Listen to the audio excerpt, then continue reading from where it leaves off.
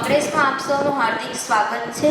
અમારા પ્રોજેક્ટની main theme છે understanding ecosystem for health and wellbeing.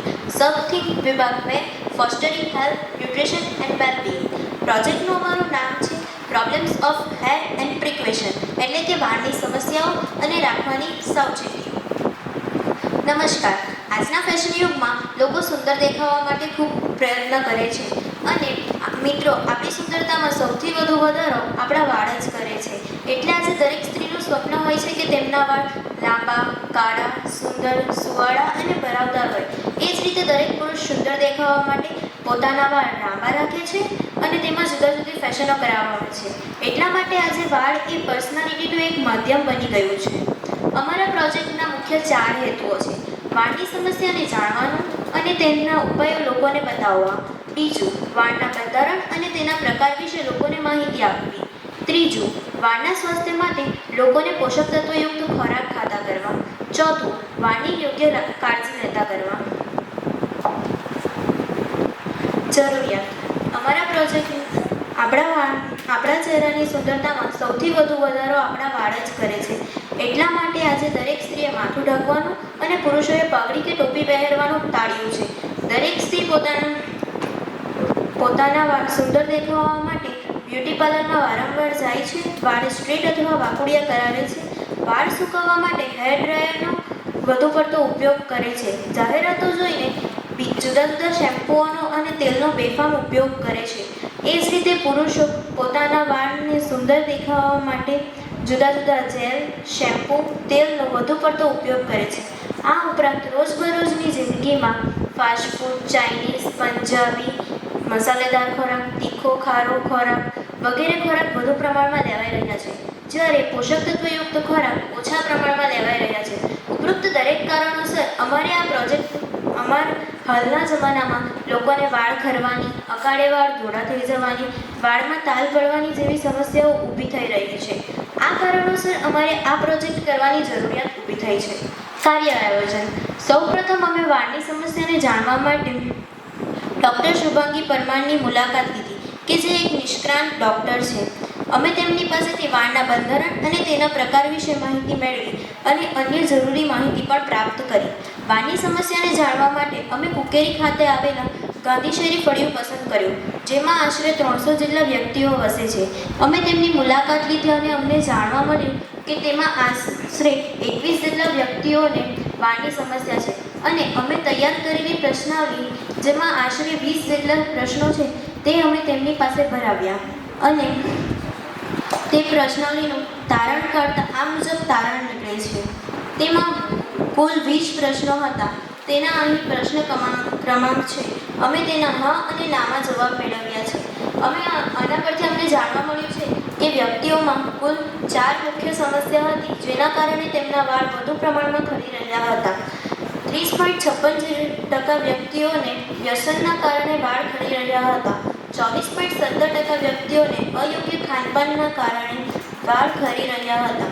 શારીરિક તકલીફના કારણે 26.66% વ્યક્તિઓને વાળ ખરી રહ્યા હતા। અદ્યતન ભૌતિક સાધનોનો ઉપયોગ કરીને 18.61 જેટલા વ્યક્તિઓને વાળ ખરવાની સમસ્યા હતી। અમે આ સમસ્યા જાણી અને અમે તેમના માટે સાવચેતીના સૂચનો તૈયાર કર્યા, જે અહીં છે।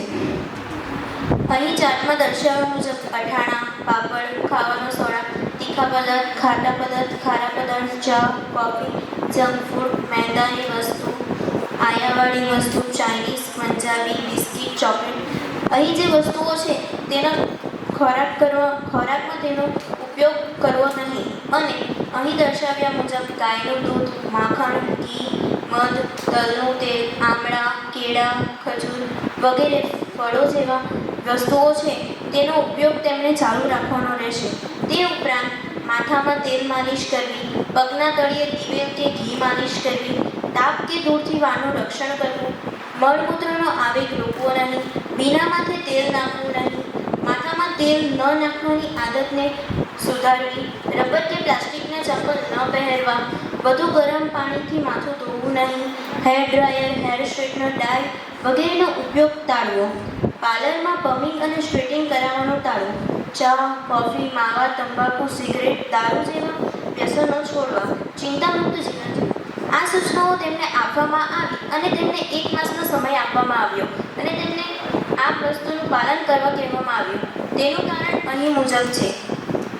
તેમાં અમને જાણવા મળ્યું કે 66.67 જેટલા વ્યક્તિઓને વાળની સમસ્યામાં ઘટાડો જોવા મળે છે અને 33.33% વ્યક્તિને હજી પણ વાળની સમસ્યામાં ઘટાડો ઓછો જોવા મળે છે.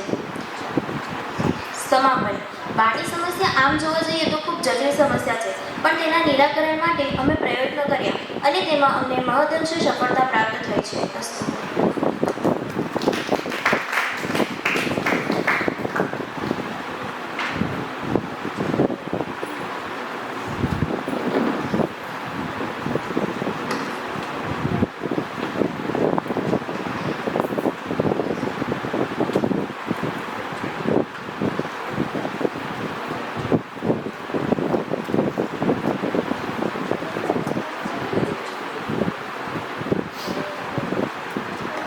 શારીરિક તકલીફોની વાત કરી કે શારીરિક તકલીફોને લીધે પણ વાળની સમસ્યા ઊભી થાય છે. કઈ શારીરિક તકલીફોને લીધે વાળની સમસ્યા ઊભી થાય છે? એમાં કેન્સરનો રોગ આવી શકે છે.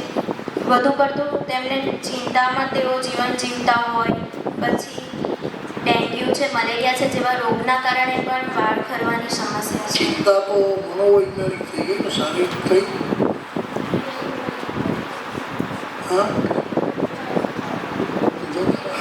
તમે ટ્રીટમેન્ટ લો છો ત્યારે જાય છે ને.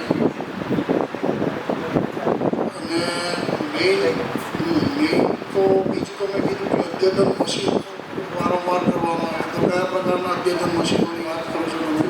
વાળ સ્ટ્રેટનર છે, વાળ હેર ડ્રાયર છે. ઠીક છે, ઓકે. લાસ્ટ આ 1 મહિનાની અંદર સમાધાન થઈ ગયું?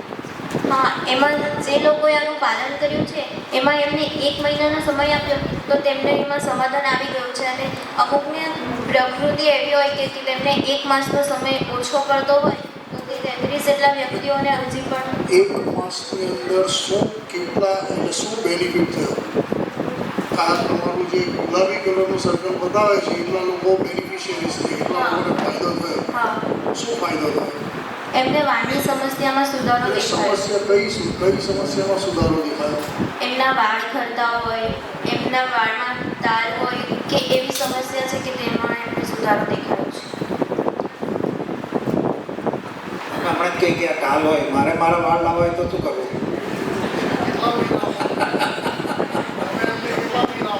હું લેવા તૈયાર છું. અહીંયા દર્શાવ્યું છે એ પ્રમાણે જો તમે એમનું પાલન કરો તો તમારા વાળ આવી શકે છે. ત્યારે તમને એવું લાગે છે કે કંઈક ખાવાથી વાળ ઓછા ખરે એવું? શા કારણે વાળ ખરે? એવું કયું તત્વ છે કે જેના લીધે વાળ ખરે અથવા તો ડાલિયાપણું વધારે આવે? Shortage of food. આપણે જો એટલે એમાં એવું છે કે વાળના બંધારણમાં અમે માહિતી મેળવી છે એ પ્રમાણે પિત્ત પ્રકૃતિના વ્યક્તિ હોય તેમ પિત્ત એટલે ગરમ એટલે કઈ શોર્ટેજ આપણામાં ઉદ્ભવે કે જેનાથી વાળ ખરે? એ B12 છે અને તેને એકોર્ડિંગ આપણે ફૂડ લેવા પડે. અને વધારે પડતા શેમ્પૂ એના યુઝથી પણ વાળ ખરે જ છે. એટલે લોકો આ તો એડવર્ટાઇઝ શેમ્પૂ વાપરે અને પછી એનાથી ડેન્ડ્રફ પણ થાય છે. શેમ્પૂનું જે મારું એવું માનવું